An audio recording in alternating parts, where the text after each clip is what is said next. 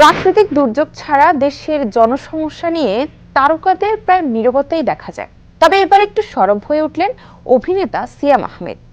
রাজধানী ঢাকার যানজট এবং ভিআইপি মুভমেন্ট নিয়ে অন্য সবার মতো তিনিও বিরক্ত। এজন্য প্রকাশ্যেই প্রকাশ করেছেন হতাশা, চেয়েছেন নিস্তার। বুধবার রাতে সোশ্যাল হ্যান্ডেলে একটি লম্বা পোস্ট দেন সিয়াম। তাতে ক্ষোভের সুরে সরকারের কাছে প্রশ্ন ছুড়ে বলেছেন, নির্বাচনও শেষ হয়ে গেল, সরকারও প্রতিষ্ঠিত, আপনারা কি দেখতে পাচ্ছেন না রাস্তার কি অবস্থা? পরিচিত মানুষরা যখন দেশের অবস্থা নিয়ে নাক সিটকে বিদেশে সেকেন্ড হোম বানায়, তখনও গর্ব করে বলি, নিজের দেশ ছেড়ে কোথাও যাব না। ভালো লাগে বলতে আপন লাগে।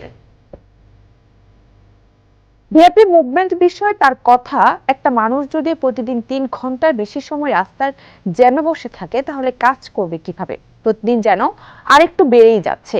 মরার উপর খাড়ার ঘা হলো ভিআইপি মুভমেন্ট। অ্যাম্বুলেন্স যাওয়ার পথটুকু আটকানো থাকে। শেষে সরকারের প্রতি আর্জি জানিয়ে সিয়াম বলেছেন, দয়া করে এখনো যারা দেশকে ভালোবেসে থেকে যেতে চায় তাদের থাকার ব্যবস্থা করে দিন। রিজিকের জন্য সবাইকে প্রতিদিন অনেক জায়গায় চলাচল করতে হয়, তাদের কথাটা দয়া করে মাথায় রাখুন। আমাদের সাহায্য করুন, যাতে আমরাও পরিবার ও দেশটাকে সাহায্য করতে পারি।